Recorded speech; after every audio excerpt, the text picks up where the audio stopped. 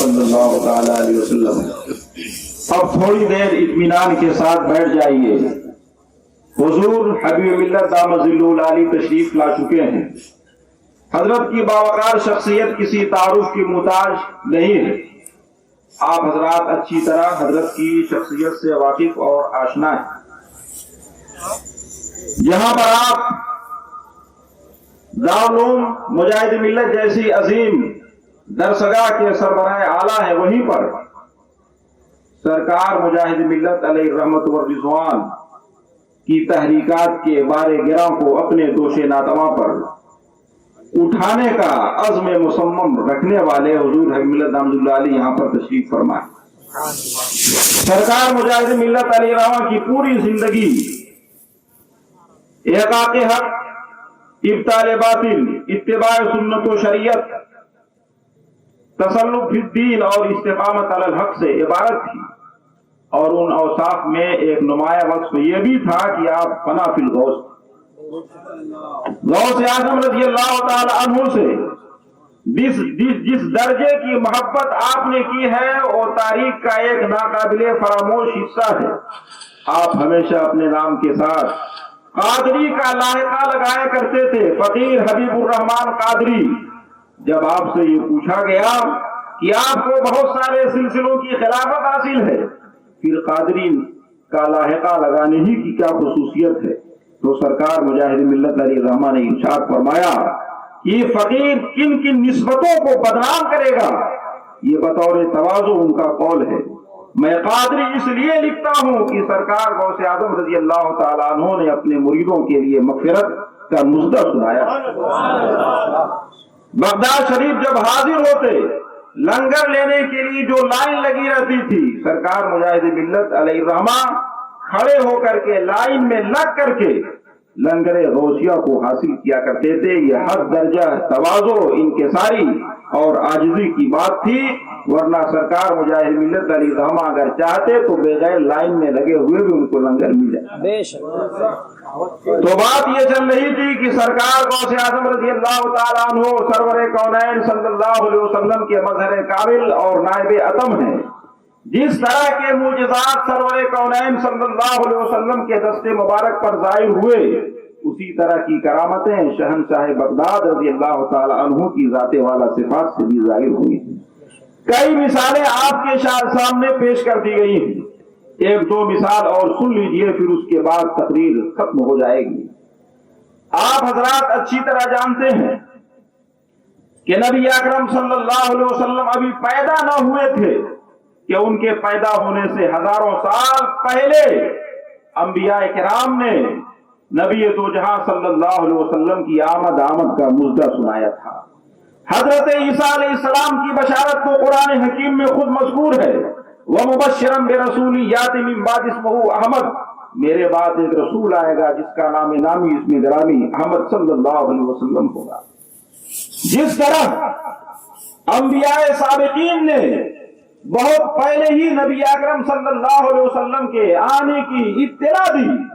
اسی طرح سرکار غوث اعظم رضی اللہ تعالیٰ عنہ کے پیدا ہونے سے سینکڑوں سال پہلے روئے زمین کے اولیاء کاملین نے سرکار غوث اعظم کے پیدا ہونے کی بشارت دی۔ جنید بغدادی عالم کیف و سرور میں تھے کہ ان کی زبان پر یہ کلمات جاری ہوئے، قدمہ علی رقبتی، قدمہ علی رقبتی، ان کا قدم میری گردن پر ہے، ان کا قدم میری گردن پر ہے۔ حاضرین حیران تھے کہ کس کے قدم کی بات ہو رہی ہے۔ جب افاقہ ہوا، آپ سے پوچھا گیا تو جنید بغدادی نے ارشاد فرمایا 5ویں صدی ہجری میں ایک عارف حق کا ظہور ہوگا جو اللہ رب العالمین کے حکم سے یہ اعلان فرمائے گا، قدمی حاضری علی رقبت ولی اللہ، قدمی حاضری علی رقبت کل ولی اللہ، میرا یہ قدم ہر ولی کی گردن پر ہے۔ تو آج ہی اس کی جلالت شان کے آگے میری گردن جھک گئی اور میری زبان پر یہ کلمات جاری ہو گئے، قدمہ علی رقبتی، قدمہ علی رقبتی، ان کا قدم میری گردن پر ہے، ان کا قدم میری گردن پر ہے۔ بتانا یہ ہے کہ جس طرح نبی دو جہاں صلی اللہ علیہ وسلم کے پیدا ہونے سے ہزاروں سال پیشتر انبیاء سابقین نے مطلع رسالت پر ایک سورت کے طلوع ہونے کی خوشخبری دی تھی، اسی طرح سرکار غوث اعظم کی ولادت سے سینکڑوں سال پہلے روئے زمین کے اولیاء کاملین نے ولایت کے آفاق پر ایک مہتاب کے چمکنے کا ملدہ سنایا تھا۔ یہ دلیل ہے اس بات کی کہ سرکار غوث اعظم رضی اللہ تعالیٰ عنہ سرور کونین صلی اللہ علیہ وسلم کے مظہر کامل اور نائب اتم۔ آپ حضرات یہ بھی جانتے ہیں جس رات نبی دو جہاں صلی اللہ علیہ وسلم کی پیدائش ہوئی، اس رات کا شنع عبداللہ پر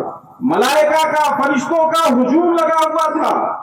اور جس رات سرکار غوث اعظم رضی اللہ تعالیٰ عنہ کی پیدائش ہوئی، روایت بتاتی ہے کہ خود آقا کریم صلی اللہ علیہ وسلم صحابہ اور ولیوں کی مقدس جماعت کے ساتھ ابو صالح جو سرکار غوث اعظم کے والد محترم ہیں ان کے مکان پر تشریف لائے، اور ابو صالح کے خواب میں آ کر ارشاد فرمایا، یا ابا صالح قد آتاک اللہ تعالی ولدا صالحا، اے ابو صالح پروردگار عالم نے تجھے ایک نیک اور صالح فرزند عطا فرمایا ہے، ولدی ومحبوبی ومحبوب اللہ عز وجل،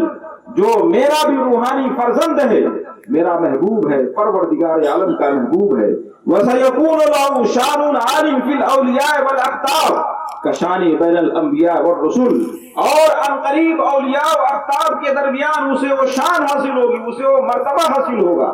جو میرا مقام اور میرا مرتبہ انبیاء اور رسولوں کے درمیان ہے۔ تو یہ شان ہے سرکار غوث اعظم رضی اللہ تعالیٰ عنہ کی۔ آپ حضرات جانتے ہیں کہ نبی اکرم صلی اللہ علیہ وسلم کی نظافت اور پاکیزگی کا عالم یہ تھا کہ ان کے جسم اقدس پر مکھیاں بھی نہیں بیٹھتی تھی۔ محمد بن خضر جو سرکار غوث اعظم کی بارگاہ میں 13 سال تک حاضر رہے ہیں، ان کا یہ بیان ہے کہ میں 13 سال تک غوث اعظم کی بارگاہ میں حاضر رہا، اس دوران میں نے کبھی نہیں دیکھا کہ سرکار غوث اعظم کے جسم پر مکھیاں بیٹھی ہیں۔ اسی لیے امام مناوی رحمۃ اللہ علیہ ارشاد فرماتے ہیں، وَكَانَ الذُّبَابُ لَا يُصِيبُهُ وراثۃ من جدہ المصطفیٰ صلی اللہ علیہ وسلم، سرکار غوث اعظم کے جسم مبارک پر مکھیاں نہیں بیٹھتی تھی، یہ خصوصیت آپ کو آپ کے جد اعلیٰ مصطفیٰ جان رحمت صلی اللہ علیہ وسلم سے وراثت میں ملی تھی۔ تو یہ شان ہے سرکار غوث اعظم رضی اللہ تعالی عنہ کی۔ اگر رات بھر بھی ان کی شان والا تبار کو بیان کیا جائے تو مسلمانوں یقین کرو کہ یہ رات ختم ہو جائے گی، مگر سرکار غوث اعظم رضی اللہ تعالیٰ عنہ کے اوصاف و کمالات پورے نہیں ہو سکتے۔ کیوں؟ اس لیے کہ آپ مظہر کامل ہیں اس رسول ہاشمی صلی اللہ علیہ وسلم کے، جن کے اوصاف و کمالات کی کوئی حد نہیں ہے۔